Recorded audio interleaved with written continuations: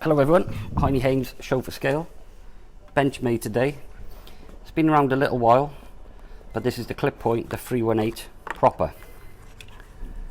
See, it comes in nice little soft velvety sheath, or pouch, sorry, with a little drawstring, so you can carry it around in your pocket as you read DC, because it is UK friendly and it doesn't get battered and bruised. Slip joint, Micarta scales, S30V steel, and if we do the specs, we're looking at a blade length of just over 7 centimeters,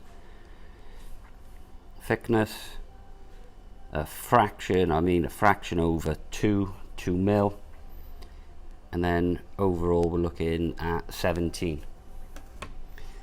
Nice half 90 stop on him, nice positive snap shut, and while he's closed as well, if we do a measure, we can see that it's like just over 9.5, about 9.7. Lanyard hole in there, nail nick, but in fairness you have enough blade exposed, you can pinch it if you don't want to use your nail, but nail nick on there, half stop, snaps out nicely on the back, then bit of jimping so your thumb's got a bit of a grip on there, so that's not going to slide off. Your nice, I would call that clip, some people would call it drop. Please feel free to pop a comment on the bottom. Logo, steel,